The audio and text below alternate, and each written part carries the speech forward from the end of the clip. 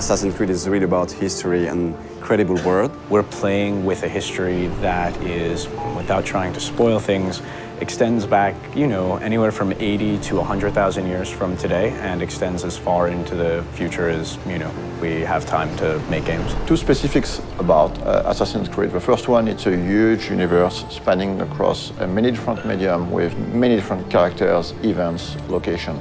The second one is the community. The community on Assassin's Creed is extremely knowledgeable about this universe and also has very high expectation about what's coming next in terms of story. So putting all these things together, we realized it was time to fit everything into one reliable source of information. Actually, it really has been a back and forth process between the Encyclopedia writers and the games writers to make sure that all the content of the book, of the Encyclopedia, is really accurate. Well, we start by going through all the data, and then we would decide on what articles we wanted to do. And once we had that settled, we would write down a brief description of the article, send it out to the external writers, who would then return the full content to us. The best part about this project was adding new content.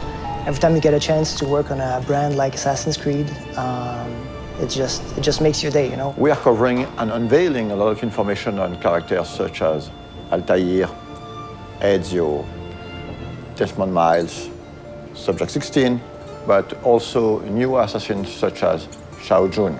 One of the very first challenges was dealing with so much data. Assassin's Creed has been around for a while and has a wealth of information from both the story standpoint within the game universe and just history in general. So going through all of that and figuring out what might be most interesting to put in the encyclopedia was very much the first challenge that I encountered. The franchise isn't defined necessarily by a single character, it's defined more by these institutions.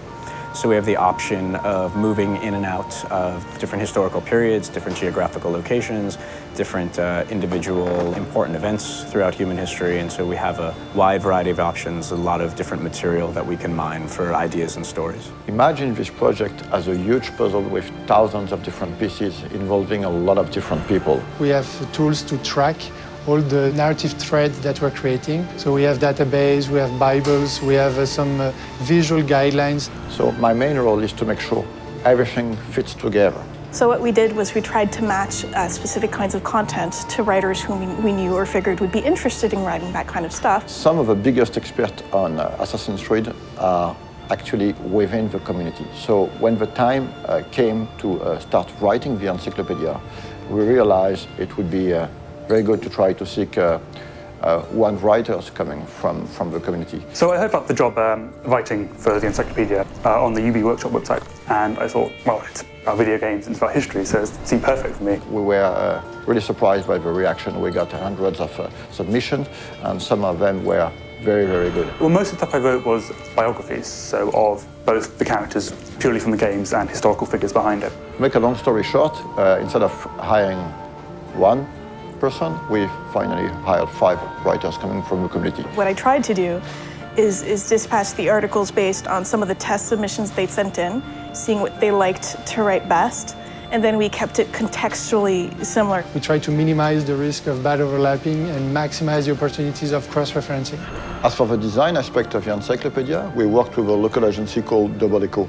They were crucial to the creative process. For example, during earlier discussions, we decided to only use production concept arts to illustrate the encyclopedia, as opposed to 3D renders or marketing assets. The role of concept art is very important in the conception of a game. During the early stage of conception, we work on very high-level concepts. So it's about a silhouette, a mood, skylines of the city, treatment for the characters, colors. It's quite remarkable how much of the stuff does have its ties to reality and things that really happened. And I'm pretty sure that readers will discover some really interesting and new information. For example, in the encyclopedia, we're gonna reveal some information about the Templars, among other things, but actually the encyclopedia is gonna have some spoilers, so if you haven't played the game, just wait to read it. This encyclopedia is available in Europe in the Animus edition that you can find at retail. For more information, check on assassinscreed.com, and it is also available as a standalone worldwide on ubworkshop.com.